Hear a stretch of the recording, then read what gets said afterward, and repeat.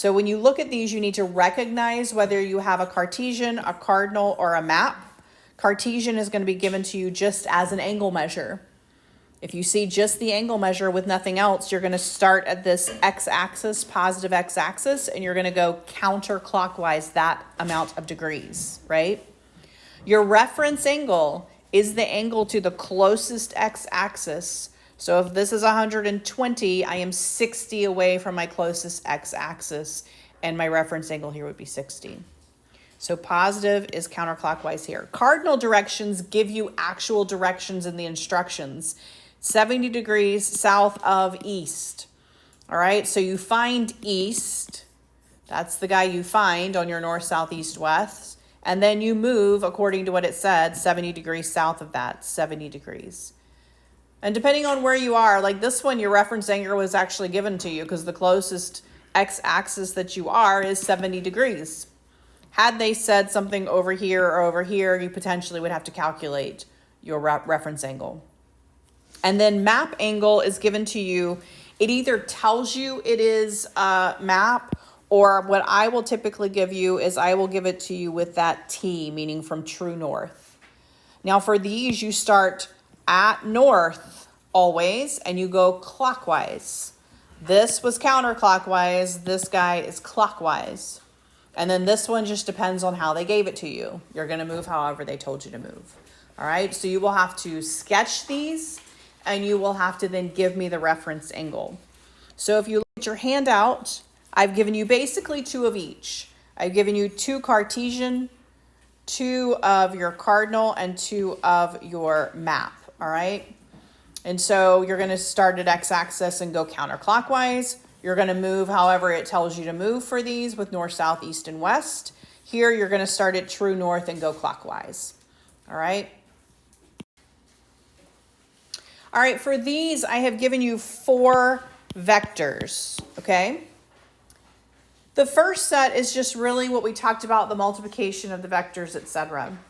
So you'll notice your instructions tell you to sketch them, to draw the given vector operation, and then it tells you to calculate the magnitude of the resultant. So for these, I'll just do A as an example.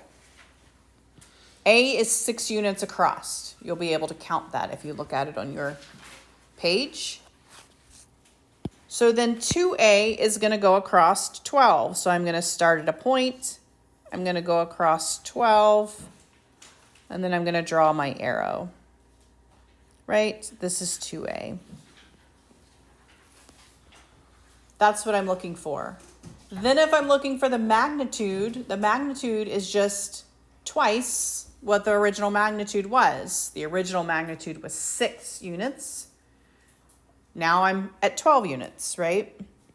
That's easy when they are horizontal or vertical. You literally just count, right?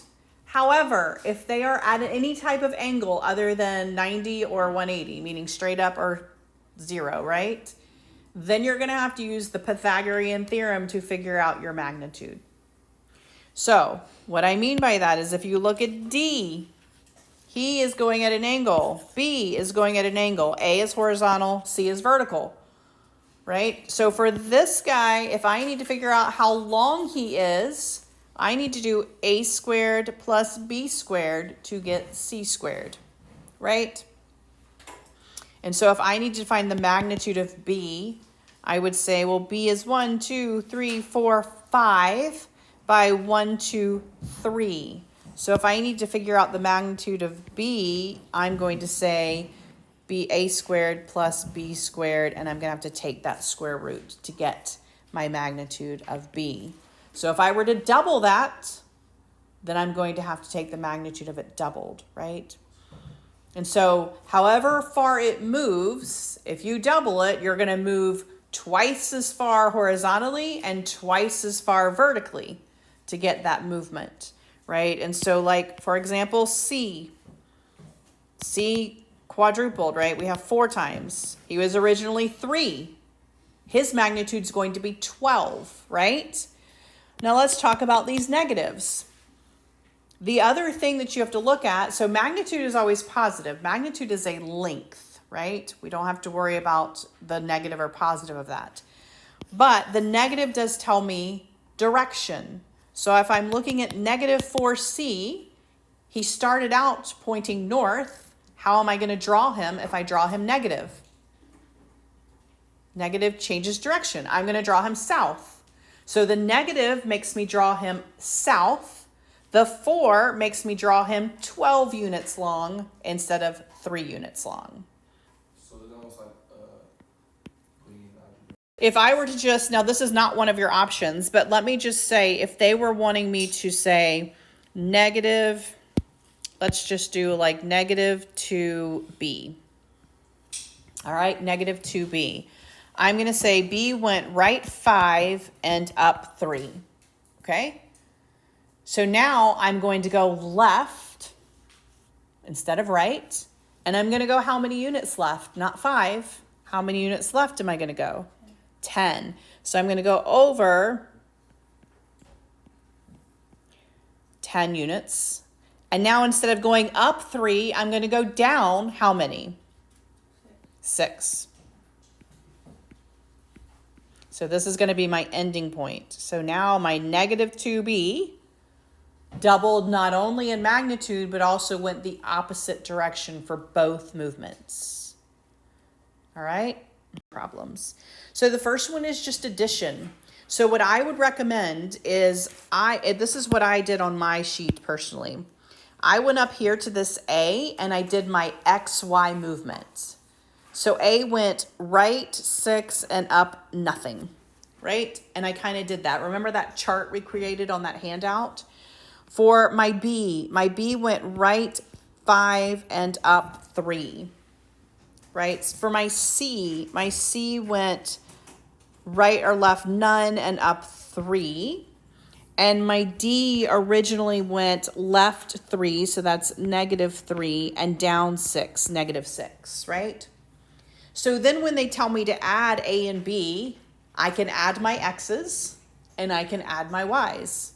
And I have the resultant of those two being added together, right?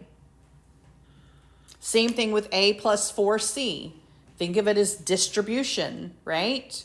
My A didn't change, 6, 0.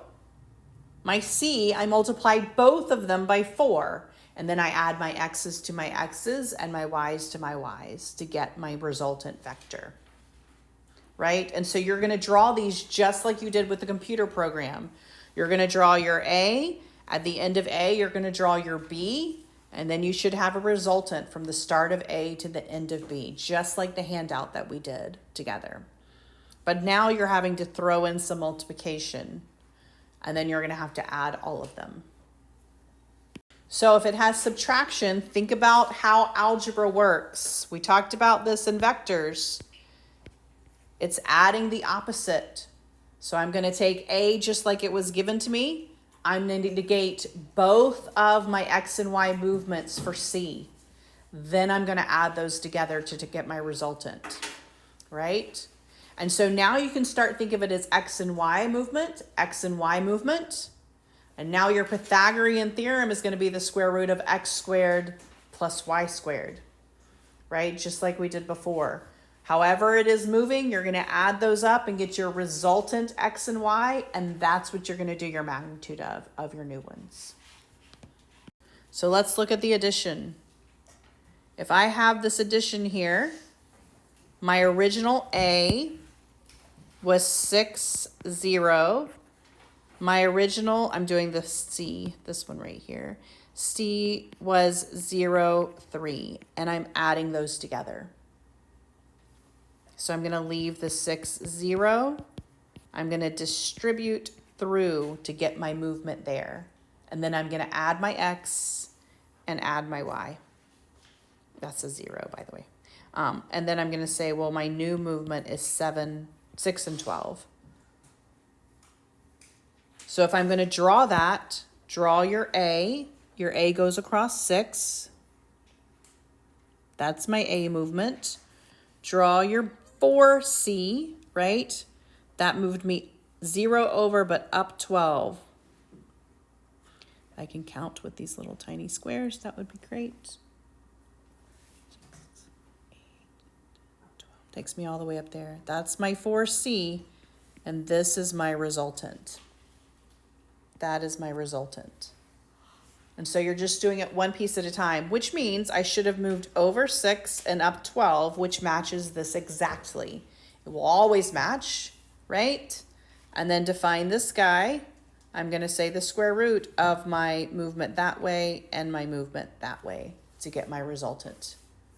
Pythagorean theorem. You're just creating right triangles at the very end.